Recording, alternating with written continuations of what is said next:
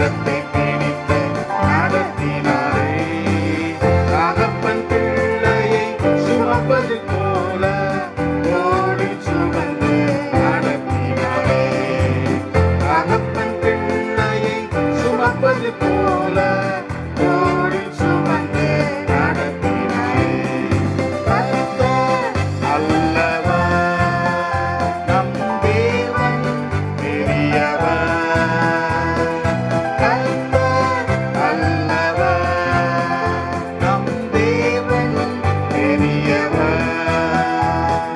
பெரியவர் பரிசுத்த கிருபைகள் நிறைந்தவர் உண்மை உள்ளவர். பெரியவர் பரிசுத்த கிருபைகள் நிறைந்தவர் உண்மை உள்ளவர். சோதனை நம்மை சோதித்த நேரம் வழக்கரத்தால் நம்மை தேற்றினாரே. சோதனை நம்மை சோதித்த நேரம் வழக்கரத்தால் நம்மை தேற்றினாரே. வார்த்தையை அனுப்பி நம்மோடு பேசி தைரியப்படுத்தி நடத்தினாரே. வார்த்தையை அனுப்பி நம்மோடு பேசி தைரியப்படுத்தி நடத்தினாரே. கர்த்தர் நல்லவர், நம் தேவன் பெரியவர். கர்த்தர் நல்லவர், நம் தேவன் பெரியவர். பெரியவர் பரிசுத்த கிருபைகள் நிறைந்தவர் உண்மை உள்ளவர்.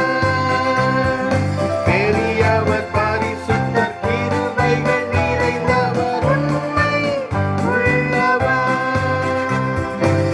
கண்ணீர் கவலை யாவையும் போக்க கர்த்தர் இயேசு வருகின்றாரே. கண்ணீர் கவலை யாவையும் போக்க கர்த்தர் இயேசு வருகின்றாரே. கலங்கிட வேண்டாம், பயப்பட வேண்டாம், அவரோடு நாமும் பறந்து செல்வோம். கலங்கிட வேண்டாம், பயப்பட வேண்டாம், அவரோடு நாமும் பறந்து செல்வோம். கர்த்தர் நல்லவர், நம் தேவன் பெரியவர். கர்த்தர் நல்லவர், நம் தேவன் பெரியவர். பெரியவர் பரிசுத்த கிருபைகள் நிறைந்தவர் உண்மை உள்ளவர். பெரியவர் பரிசுத்த கிருபைகள் நிறைந்தவர் உண்மை உள்ளவர். கர்த்தர் கிருபை என்றும் உள்ளது, என்றென்றும் மாறாதது. ஆண்டுகள் தோறும் ஆண்டவர் கிருபை ஆண்டு நடத்திடுமே. ஆண்டு நடத்திடுமே. கர்த்தர் நல்லவர், நம் தேவன் பெரியவர். கர்த்தர் நல்லவர், நம் தேவன் பெரியவர். பெரியவர் பரிசுத்த கிருபைகள் நிறைந்தவர் உண்மை உள்ளவர். பெரியவர் பரிசுத்த கிருபைகள் நிறைந்தவர் உண்மை உள்ளவர். நல்லவராக எங்கள் கர்த்தாவே, நீர் எப்பொழுதும் பெரிய தேவனாய் இருக்கிறீர். நீர் பரிசுத்தர், நீர் கிருபைகள் நிறைந்தவர், நீர் உண்மையுள்ளவராக இருக்கிறீர். ஒவ்வொருவருக்கும் கர்த்தர் உண்மையுள்ளவராக இருக்கிறீர் ஆண்டவரே. இந்த நாளிலும் ஆண்டுகள் தோறும் மாதங்கள் தோறும் எங்களை நடத்தி வந்த உம்முடைய தயவுக்காக உம்மை ஸ்தோத்திரிக்கிறோம். தொடர்ந்து நீரை ஆண்டு நடத்தும் கவலைகள் கண்ணீர்கள் எல்லாவற்றையும் நீக்கி உம்முடைய பிள்ளைகளை ஆறுதலோடு கூட உம்முடைய வழி நடத்துதலோடு கூட நடத்தும்படியாக நாங்கள் ஜெபிக்கிறோம். ஆசீர்வதிப்பீராக. இயேசுவின் நாமத்தில் ஜெபிக்கிறோம் பிதாவே, ஆமென்.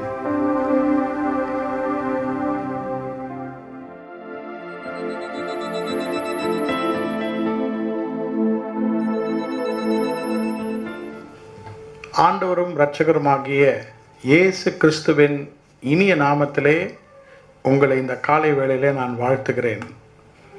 இந்த காலை நம்முடைய வேத தியானத்திற்காக யாத்ராகமம் புத்தகம் 15ஆம் அதிகாரம் 26ஆம் வசனத்தின் கடைசி பகுதியை உங்களுக்காக நாங்கள் வாசிக்க போகிறோம். For our morning meditation this morning, we are going to read from Exodus chapter 15, the last portion of verse 26. நான் எகிப்தியருக்கு வரப்பண்ணின வியாதிகளில் ஒன்றையும் உனக்கு வரப்பண்ணேன், நானே உன் பரிகாரியாகிய கர்த்தர் என்றார்.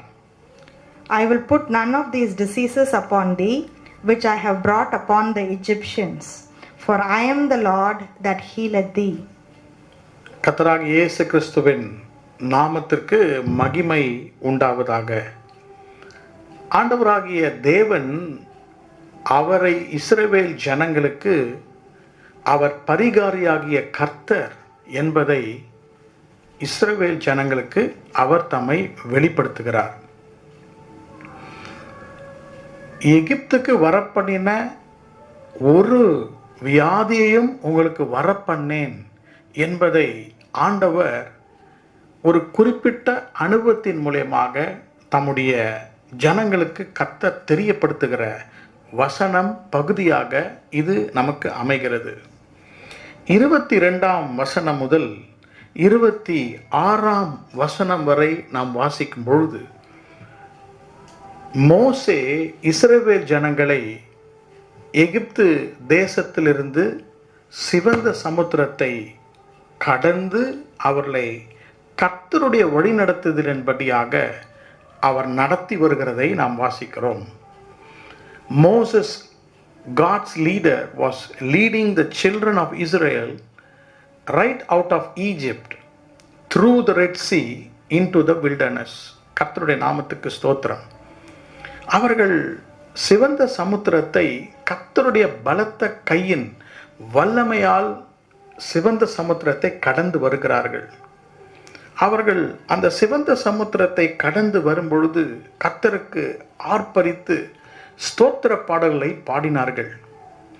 அவர்கள் மனதில் என்ன நினைத்தார்கள்? ஆண்டவர் அவர்களுக்கு வாக்கு பண்ணின தேசத்திற்கு நேரடியாக சென்று விடலாம், மிகவும் எளிதாக சென்று விடலாம் என்று ஒரு நம்பிக்கையோடு கூட அவர்கள் புறப்பட்டு மோசேக்கு பின்பாக வந்து கொண்டிருந்தார்கள். ஆனால் ஆண்டவராகிய தேவன் எகிப்தை விட்டு தம்முடைய இஸ்ரவேல் ஜனங்களை கொண்டு வந்த தேவன் அவர்களை ஒரு தேசமாக மாற்ற வேண்டும் என்று தம்முடைய இருதயத்திலே சித்தம் கொண்டிருந்தார். The Lord who brought the Israelites out of Egypt through the Red Sea desired to make a nation of Israel and a people unto himself. அருமையான கர்த்தருடைய பிள்ளைகளே, இந்த காலையிலே நம்மை குணமாக்கும் பரிகாரியாகிய கர்த்தரை நம்முடைய வாழ்க்கை சூழ்நிலையிலே நாம் அருமையாக அவரை அறிந்து கொள்ளலாம். கர்த்தருடைய நாமத்திற்கு மகிமை உண்டாவதாக. ஆண்டவர் தம்முடைய ஜனங்களுக்கு நியமத்தையும் நியாயத்தையும் அவர்களுக்கு ஏற்படுத்தி தந்தார். கர்த்தருடைய நாமத்துக்கு ஸ்தோத்திரம். இந்த 22ஆம் வசனம் முதல் 26ஆம் வசனம் வரை நாம் வாசிக்கும் பொழுது ஆண்டவர் எப்படி தம்மை பரிகாரியாக, how God was making himself known to his children as the healer என்பதை நாம் பார்க்கலாம். 3 படிகளாக அவர்களை கர்த்தர் நடத்தினார். There were 3 important steps in which God proved himself to be a healer unto his people. முதலாவதாக, the problem that Israel faced after crossing the Red Sea. இரண்டாவதாக, the poison that was in the problem. மூன்றாவதாக, the purging of the poison by the healer. கர்த்தருடைய நாமத்துக்கு ஸ்தோத்திரம். The problem, the poison and the purging of the healer. தமிழில் உங்களுக்காக சொல்லுகிறேன். அவர்கள் இஸ்ரவேல் ஜனங்கள் முதலாவதாக சந்தித்த இடையூறுகள், இரண்டாவதாக இஸ்ரவேல் ஜனங்கள் அந்த இடையூறிலே இருந்த ஒரு பழுது, ஒரு கசப்பை குறித்து வாசிக்கிறோம். மூன்றாவதாக ஆண்டவராகிய தேவன் அந்த பழுது கசப்பிலிருந்து எப்படி அவர்களை சுத்திகரித்து அவர்களை குணமாக்கினார். இன்றைக்கும் நாம் ஒவ்வொருவரும் நம்முடைய வாழ்க்கை பிரயாணத்திலே லகுவிலே நாம் கர்த்தருடைய திட்டத்தை அடைந்து விடலாம் என்று நாம் யோசித்துக் கொண்டிருக்கலாம். ஆனால் ஆண்டவராகிய தேவன் ஒரு பிரச்சனையை நாம் சந்திக்கும் பொழுது அந்த பிரச்சனையில இருக்கும் ஒரு பழுதை கர்த்தர் கண்டு அதை அவர் சுத்திகரித்து நம்மை ஆயத்தப்படுத்தி நடத்துகிற தேவனாக இருக்கிறார். கர்த்தருடைய நாமத்துக்கு ஸ்தோத்திரம். அருமையான கர்த்தருடைய பிள்ளைகளே, எகிப்தை விட்டு வெளியே வந்த ஜனங்கள் இருதயத்திலே எகிப்தை வைத்திருந்தார்கள். They came physically out of Egypt, but still Egypt was in their hearts. And the Lord wanted to separate his people unto himself. இன்றைக்கு கர்த்தர் உங்களை அவர் பரிகாரியாகிய தேவன் என்பதை எப்படி நம்முடைய வாழ்க்கையிலே நிரூபிக்கிறார் என்பதை இந்த வசனங்களிலிருந்து நாம் பார்க்க போகிறோம். முதலாவதாக 22ஆம் வசனத்தை உங்களுக்காக வாசிக்கிறேன். Let us read verse 22 of Exodus chapter 15. பின்பு மோசே இஸ்ரவேல் ஜனங்களை சிவந்த சமுத்திரத்திலிருந்து பிரயாணப்படுத்தினான். அவர்கள் சூர் வனாந்திரத்திற்கு புறப்பட்டு போய் 3 நாள் வனாந்திரத்தில் தண்ணீர் கிடையாமல் நடந்தார்கள். So Moses brought Israel from the Red Sea, and they went out into the wilderness of Shur, and they went 3 days into the wilderness and found no water. சிவந்த சமுத்திரத்தை மோசே அவர்களை கடக்க பண்ணின பிறகு அவர்கள் பிரயாணம் பண்ணி சூர் வனாந்திரத்துக்கு வருகிறார்கள். அந்த சூர் வனாந்திரத்துக்கு புறப்பட்டு போய் 3 நாட்கள் தண்ணீர் இல்லாமல், தண்ணீர் கிடையாமல் அங்கே நடந்தார்கள். அவருடைய வாழ்க்கையிலே முதலாவதாக முதல் இடையூறை பார்க்கிறார்கள். ஆண்டவரை நம்பி, ஆண்டவருடைய ஊழியக்காரனாகிய மோசேயை நம்பி தங்களுடைய பிரயாணத்தை ஆரம்பித்த பொழுது they are encountering a problem in their life. என்ன பிரச்சனை? 3 நாட்கள் தண்ணீர் கிடையாமல் அலைந்து நடக்கிறார்கள். சிவந்த சமுத்திரத்தை கடந்த உடனே அவர்கள் சந்திப்பது வனாந்தரம். அந்த வனாந்தரத்தில் அவர்கள் பாருங்கள், தண்ணீர் கிடையாமல் 3 நாட்கள் அவர்கள் நடந்தார்கள். This is the first problem a person faces on his way to the plan of God in his life or her life. கர்த்தருடைய நாமத்துக்கு ஸ்தோத்திரம். 22ஆம் 23ஆம் வசனத்திலே இந்த ப்ராப்ளம், பிரச்சனையை 2 விதமாக நாம் பார்க்கலாம். முதலாவதாக the failure of human resource, இரண்டாவதாக the nature of human recourse. மறுபடியும் சொல்லுகிறேன், the failure of human resource and the nature of human recourse. ஒரு மனிதனுடைய வளம், ஆதாரம் அங்கு அவர்களை விட்டு விலகி போகிறது. இரண்டாவதாக அந்த மனிதனுடைய உதவிக்காக ஏங்கும் சுபாவத்தை காண்கிறோம். கர்த்தருடைய நாமத்துக்கு ஸ்தோத்திரம். 3 நாட்கள் தண்ணீர் கிடையாமல் அவர்கள் நடக்கிறார்கள். No water during their search in the wilderness of Shur for 3 days. கர்த்தருடைய நாமத்துக்கு ஸ்தோத்திரம். எரேமியா 2ஆம் அதிகாரம் 13ஆம் வசனத்தை நீங்கள் வாசித்தால், ஜீவ ஊற்றாகிய தேவனை அவர்கள் மறந்து அவர்களுக்கென்று தொட்டிகளை அவர்கள் வெட்டினார்கள் என்று வாசிக்கிறோம். The children of Israel forgot the fountain of living waters and they digged themselves wells. கர்த்தருடைய நாமத்துக்கு ஸ்தோத்திரம். எகிப்திலிருந்து அவர்கள் புறப்பட்டு வரும்பொழுது தண்ணீர் அவரிடத்துல இருந்தது. They had stocks, litters of water in the form of skins and bottles. தோலினால் செய்த அந்த துருத்திகளிலே தண்ணீர்களை அவர்கள் சுமந்து கொண்டு வந்தார்கள். இப்பொழுது தண்ணீரெல்லாம் தீர்ந்து போயிற்று. That is what I said, the nature or the failure of human resource. அவர்களுக்கு இருந்த தண்ணீர் எல்லாம் தீர்ந்து போய்விட்டது. தண்ணீர் வேண்டும் என்று தேடுகிறார்கள். The problem is they are searching for water. 3 நாட்கள் தண்ணீருக்காக தேடுகிறார்கள். கர்த்தருடைய நாமத்துக்கு ஸ்தோத்திரம். நம்முடைய வாழ்க்கையிலே நமக்கு இருக்கிற ரீசோர்சஸ், நமக்கு இருக்கிற வளம் என்று சொல்லலாம், நமக்கு இருக்கும் ஆதாரங்கள், இந்த ஆதாரங்கள் நம்மை விட்டு குறைந்து தீர்ந்து போகும் பொழுது நாம் அதற்காக தேட ஆரம்பிக்கின்றோம். ஒரு குறை மனிதனுடைய வாழ்க்கையிலே வருகிறது. இஸ்ரவேல் ஜனங்கள் வனாந்திரத்திலே 3 நாட்கள் தண்ணீருக்காக அலைகிறார்கள். இஸ்ரவேல் ஜனங்கள் ஒரு குறைவின் வழியாக நடந்து போகிறார்கள். பின்பு 23ஆம் வசனத்திலே we are able to see the nature of human recourse. ஒரு தேவை வந்தவுடனே தேட ஆரம்பிக்கின்றார்கள். அவர்கள் மாராவிலே வந்தபோது மாராவின் தண்ணீர் கசப்பாய் இருந்ததினால் அதை குடிக்க அவர்களுக்கு கூடாதிருந்தது. அதனால் அவ்விடத்திற்கு மாரா என்று பெயரிடப்பட்டது. ஆங்கிலத்திலும் அதை வாசிக்க கேட்போம். 23ஆம் வசனம். And when they came to Mara, they could not drink of the waters of Mara, for they were bitter. Therefore, the name of it was called Mara. அவர்கள் முதலாவதாக தண்ணீர் இல்லாமல் கஷ்டப்பட்டார்கள். இப்பொழுது தண்ணீரை கண்டுபிடித்து விடுகிறார்கள். They are able to find water in a place called Mara. ஆனால் அந்த தண்ணீர் கசப்பா இருக்கிறது. அந்த தண்ணீரை அவர்களால் குடிக்க இயலாது. பாருங்கள், தண்ணீர் இல்லாமல் தேடி அலைந்து தண்ணீரை கண்டுபிடிக்கிறார்கள்.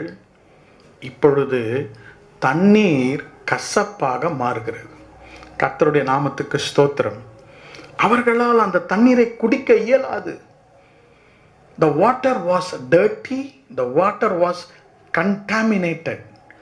If anybody drinks that water, he or she may become sick. அந்த தண்ணீரை பருகினால் ஒருவேளை அவர்களுக்கு சரீர உபாதைகள், வியாதிகள் வந்து விடலாம். ஆண்டவராகிய இயேசுவின் நாமத்துக்கு ஸ்தோத்திரம் உண்டாவதாக. இஸ்ரவேலின் தேவனாகிய கர்த்தர் நான் பரிகாரி என்று அவர் இஸ்ரவேலருக்கு நிரூபிப்பதற்கு முன்பதாக the children of Israel went through a problem. ஒரு பிரச்சனை. என்ன பிரச்சனை? தண்ணீர் தீர்ந்து விட்டது. தண்ணீருக்காக அலைகிறார்கள். தண்ணீரை கண்டுபிடிக்கிறார்கள். ஆனால் தண்ணீரோ கசப்பாக மாறுகிறது.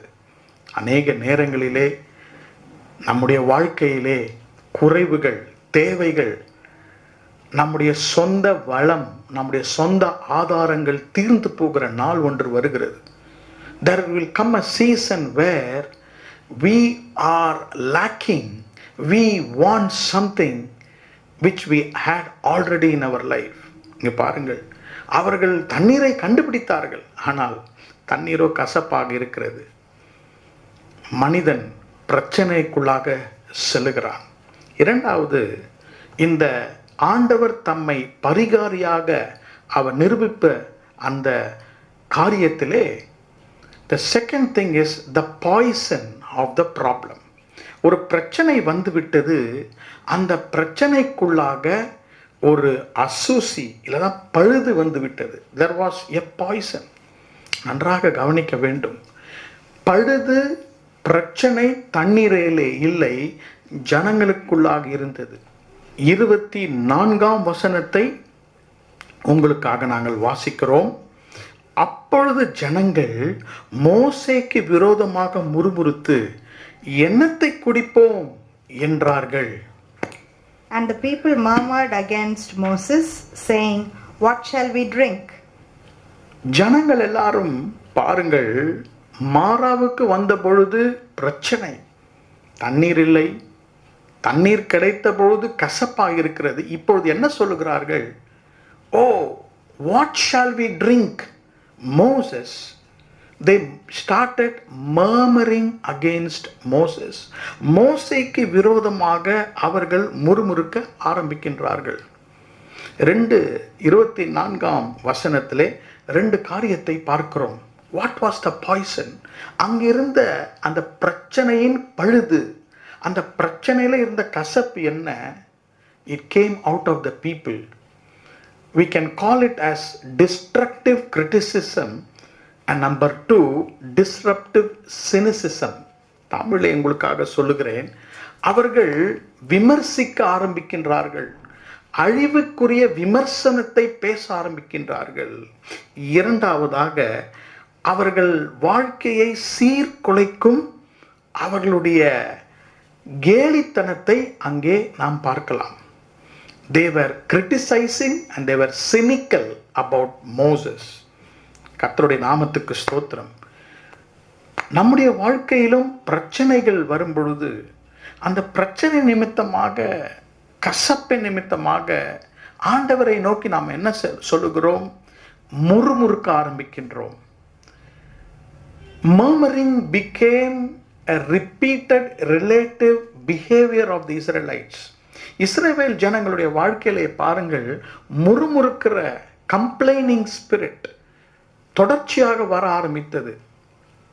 நீங்கள் இஸ்ரவேலுடைய சரித்திரத்தை வாசிக்கும் பொழுது ஏறக்குறை 7 முறை கர்த்தருக்கு விரோதமாக முறுமுறுத்தார்கள்.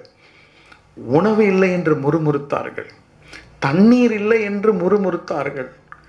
ஆண்டவர் மூன்றாவதாக உணவை கொடுக்கும் பொழுது உணவை குறித்து முறுமுறுத்தார்கள். தேவனுடைய தலைவனை குறித்து முறுமுறுத்தார்கள். ஆண்டவர் கொடுத்த நியாயங்களை குறித்து முறுமுறுத்தார்கள். இப்படியாக அவர்கள் முறுமுறுத்து கொண்டே இருந்தார்கள். ஆண்டவராகிய தேவன் அவரை அந்த முறுமுறுக்கும் ஆவியிலிருந்து விடுதலையாக்க கர்த்தர் விரும்பினார். அவர்தான் பரிகாரியாகிய தேவன். The healer desired to deliver them from the spirit of murmuring. இரண்டாவது என்ன சொன்னார்கள்? எண்ணத்தை குடிப்போம், எண்ணத்தை குடிப்போம் என்று மோசேயை பார்த்து கேட்கிறார்கள். Wrong question to Moses. தவறான கேள்விகள் ஒரு மனிதனுடைய வாழ்க்கையிலே எப்பொழுது வருகிறது என்றால், ஆண்டவர் மேல் இருக்கிற நம்முடைய பார்வையை நாம் அகற்றும் பொழுது, when we move our focus from God, we start ask questions to God. ஒருவேளை இன்றைக்கு உங்களுடைய வாழ்க்கை கசப்பாக ஆண்டவரை முறுமுறுத்து கொண்டு நாம் ஆண்டவரை பார்த்து குறை சொல்லி விமர்சனம் பண்ணி ஆண்டவரை பார்த்து, ஆண்டவரே நாங்கள் எதை செய்வோம், நாங்கள் என்னத்தை செய்வோம் என்று இன்றைக்கு நாம் ஆண்டவரை பார்த்து சொல்லி கொண்டிருக்கலாம். நம்முடைய பிரச்சனையிலிருந்து, அந்த பிரச்சனையில் இருக்கிற அந்த கசப்பிலிருந்து நம்மை விடுதலை ஆக்கிறவர் நம்முடைய தேவனாகிய கர்த்தர். 25 மோசே கர்த்தரை நோக்கி கூப்பிட்டான் என்று வாசிக்கிறோம். இந்த செய்தியின் 3வது பகுதிக்கு நேராக உங்களை நான் அழைத்து செல்ல விரும்புகிறேன். I am the Lord that healeth thee. கர்த்தர் நம்மை சுகமாக்கும்படியாக விரும்புகிறார். ஆவி, ஆத்துமா, சரீரத்திலே இவர்கள் ஒரு பிரச்சனையின் வழியாக கடந்து செல்கிறார்கள். அந்த பிரச்சனையிலிருந்து அவர்களை நிரந்தரமாக அவர் விடுவிக்கும்படியாக விரும்பினார். அந்த நேரத்திலே மோசே எனும் கர்த்தருடைய மனிதன் தன்னுடைய இருதயத்திலே நன்றாக அறிந்திருந்தான், ஆண்டவர் நடத்துகிற பாதையிலே அவன் இருக்கிறான். மோசே தேவனை நோக்கி கூப்பிட்டான். நம்முடைய எல்லா விதமான சூழ்நிலைகளிலே நாம் யாரை நோக்கி பார்க்கிறோம் என்பது மிக மிக முக்கியமான காரியம். பரலோகத்தின் தேவன் in our problem, in the poison of the problem, always looks to us where we are looking. எந்த திசையை நோக்கி பார்க்கிறோம்? மோசே அவர்களை கடிந்து கொள்ளவில்லை. மோசே எனும் கர்த்தருடைய மனிதன் அவர்கள் மேல் கோபித்துக் கொள்ளவில்லை. ஆனால் மோசே கர்த்தரை நோக்கி கூப்பிட்டான். கர்த்தர் அவனுக்கு செவி கொடுத்தார். 25ஆம் வசனத்திலே, அப்பொழுது கர்த்தர் மோசேக்கு, மிக அருமையாக இருக்கிறது, 25ஆம் வசனத்திலே கர்த்தர் மோசேக்கு செவி கொடுக்கிறார். மோசே கர்த்தரை நோக்கி கூப்பிட்டார். கர்த்தர் மோசேக்கு செவி கொடுத்தார். இன்றைக்கு அதுதான் நமக்கு தீர்வு. Today that will be the solution for you and me, brother, sister, in our problem, in the poison of our problem. God wants to purge us. கர்த்தர் அந்த கசப்பை சுத்திகரிக்க விரும்புகிறார். அவர்தான் பரிகாரியாகிய கர்த்தர். அவர் நமக்கு ஒரு பரிகாரத்தை தர விரும்புகிறார். இன்றைக்கு பரிகாரத்திற்காக நீங்கள் எங்கெங்கு ஓடுகிறீர்கள்? உங்கள் வாழ்க்கையில் உங்கள் பிரச்சனைக்கு ஒரு பரிகாரம் அவசியம். You want a healing, you want a solution. எங்கு ஓடுகிறோம்? யாரை நாடி ஓடுகிறோம்? இன்றைக்கு மோசேயை போல கர்த்தரை நோக்கி பார்க்கிற ஒரு அனுபவத்தை கர்த்தர் நமக்கு கற்பித்து கொடுக்கிறார். 25ஆம் வசனத்தை உங்களுக்காக நாங்கள் வாசிக்கிறோம். மோசே கர்த்தரை நோக்கி கூப்பிட்டான். அப்பொழுது கர்த்தர் மோசேக்கு ஒரு மரத்தை காண்பித்தார். அதை அவன் தண்ணீரில் போட்ட உடனே அது மதுரமான தண்ணீராயிற்று. அவர் அங்கே அவர்களுக்கு ஒரு நியமத்தையும் ஒரு நியாயத்தையும் கட்டளையிட்டு அங்கே அவர்களை சோதித்து. And he cried unto the Lord, and the Lord showed him a tree, which when he had cast into the waters were made sweet. There he made for them a statute and an ordinance, and there he proved them. நம்முடைய பரிகார கர்த்தர் எப்படி பரிகாரத்தை தருகிறார் என்பதை இங்கு வாசிக்க போகிறோம். How did the Lord sanctify the waters? கசப்பான மாறாவின் தண்ணீரை எப்படி சுத்தம் செய்வது? ஏறக்குறைய 2.5 மில்லியன் ஜனங்கள், இஸ்ரவேலர்கள் அந்த வனாந்திரத்தில் இருக்கிறார்கள். அவ்வளோ பேருக்கு தண்ணீருக்காக எங்கு செல்வது? Where will Moses go for provision of water for so many people? God has to clean the waters.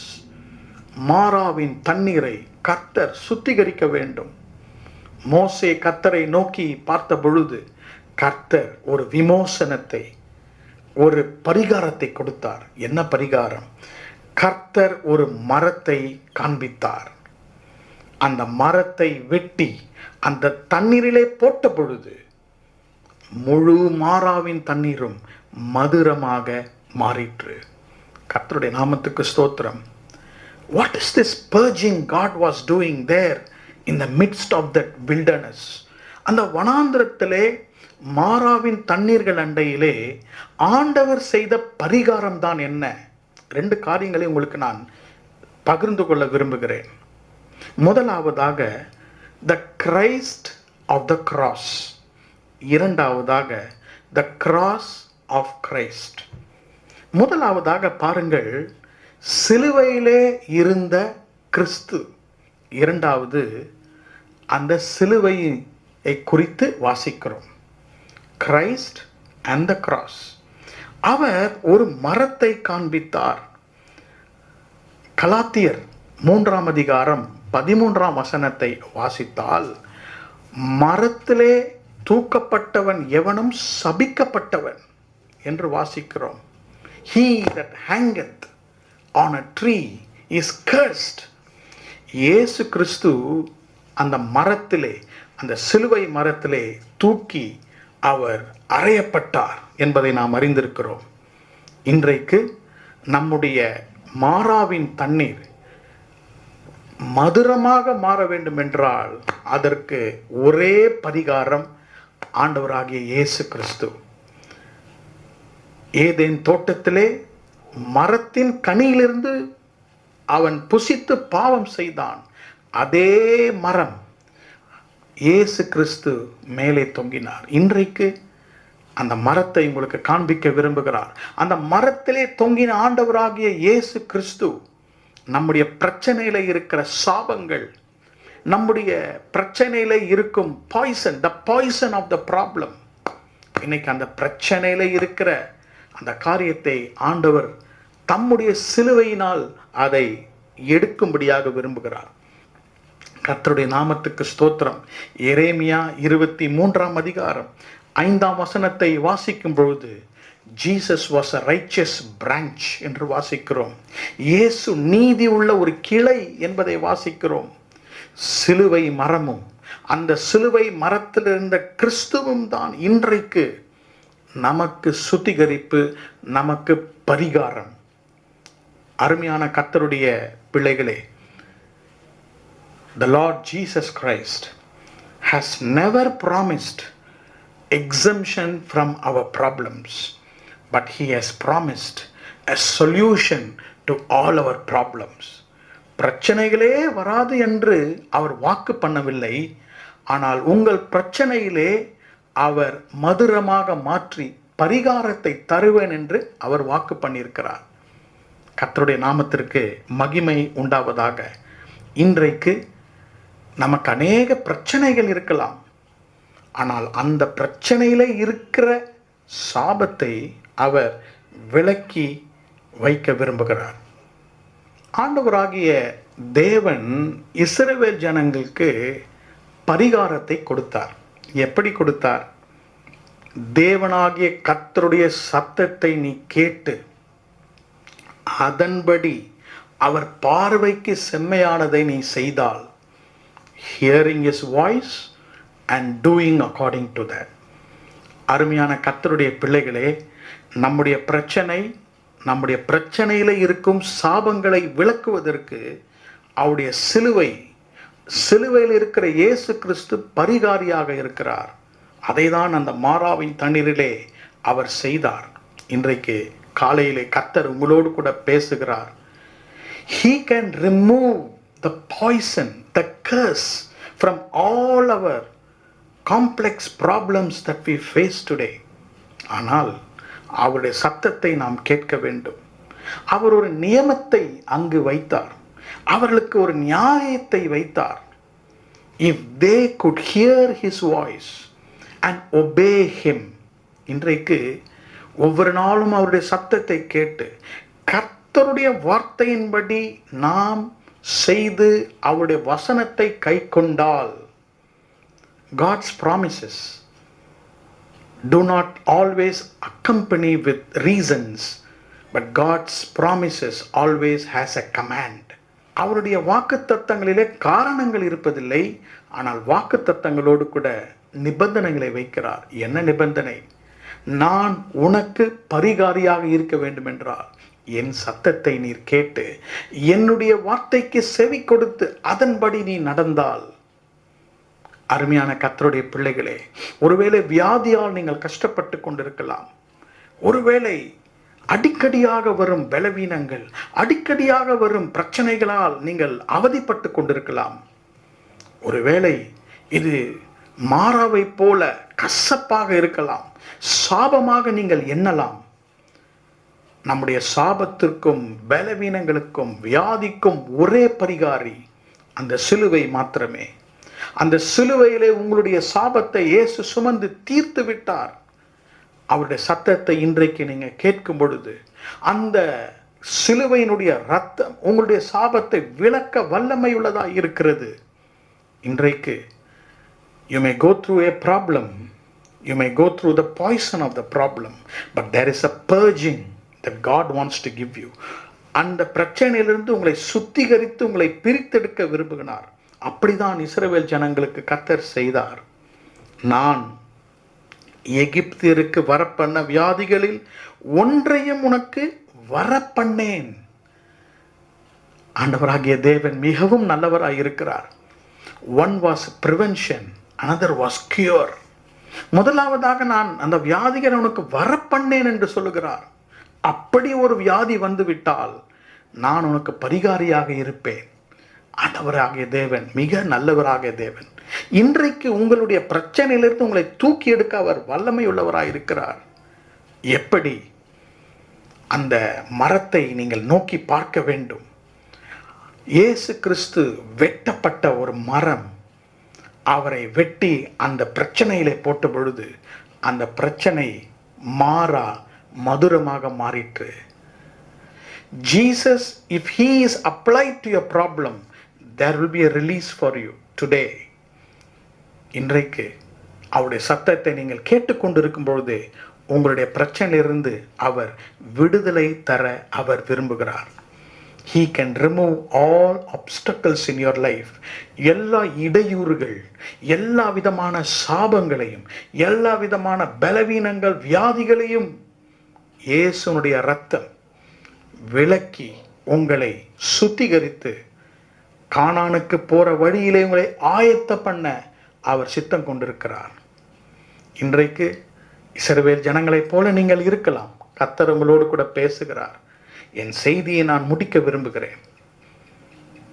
உங்களை கர்த்தர் ஆசீர்வதிக்க விரும்புகிறார். நாங்கள் ஜெபிக்கும் பொழுது உங்கள் கண்களை மூடி ஆண்டவரை நோக்கி நீங்கள் பார்க்கும் பொழுது தண்ணீர் இல்லாமல் தண்ணீரை கண்டும் கசப்புள்ள தண்ணீரால் ஆண்டவரே முறுமுறுத்து வாழ்க்கையிலே வாழ்கிறேன், ஐ எம் ஆல்வேஸ் கம்ப்ளைனிங் என்று நீங்கள் சொல்லலாம். கேள்வியும் கேட்கலாம். What will I do? How can I drink this water? இதுக்கு ஒரே ஒரு பரிகாரம். அந்த பரிகாரி இயேசு கிறிஸ்து உங்களுக்கு பரிகாரத்தை தருவார். கர்த்தர் உங்களை ஆசீர்வதிப்பார். He is called as Jehovah Rapha. Jehovah Rafah என்றால் கர்த்தர் என் பரிகாரியாகிய கர்த்தர். எந்த இடத்துல பலவீனம் இருக்கிறதோ, எந்த இடத்துல உங்களுக்கு சாபங்கள் இருக்கிறதோ, உங்கள் கண்களை மூடி என்னோடு கூட சேர்ந்து ஆண்டவரே அந்த சிலுவையை வெட்டி என் பிரச்சனையிலே நான் போட விரும்புகிறேன். Lord, I want to apply the blood of Jesus. இயேசு ஏற்கனவே சாபங்களை என் வாழ்க்கையிலே தீர்த்து விட்டார். தனிப்பட்ட வாழ்க்கையில இருக்கலாம், குடும்பத்தில் இருக்கலாம், உங்கள் வேலையில் இருக்கலாம், உங்கள் பிள்ளைகளுடைய வாழ்க்கையில இருக்கலாம். அநேக தாமதங்கள் வாழ்க்கையிலே, அநேக இடையூறுகள். கர்த்தர் உங்களுக்கு பரிகாரத்தை தருவார். நாம் கண்களை மூடி நாம் தலைகளை தாழ்த்தி கர்த்தரை நோக்கி, மோசே கர்த்தரை நோக்கி கூப்பிடுது போல இன்றைக்கு நாம் கர்த்தரை நோக்கி நாம் கூப்பிடுவோம்.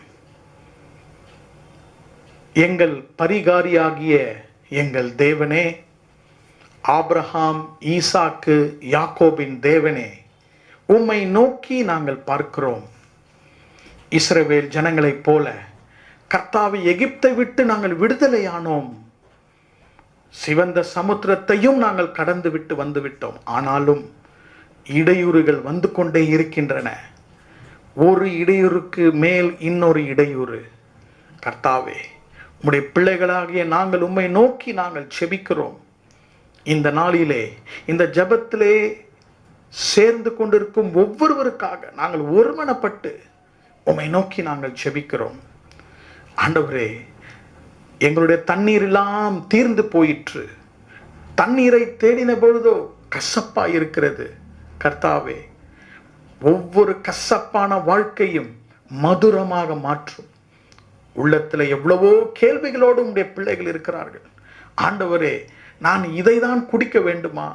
என் வாழ்க்கையில் இப்படிப்பட்ட கசப்பை தான் நான் குடித்து கொண்டு வாழ வேண்டுமா என்று புலம்பிக் கொண்டிருக்கும் ஜனங்களுக்காக நாங்கள் ஜெபிக்கிறோம்.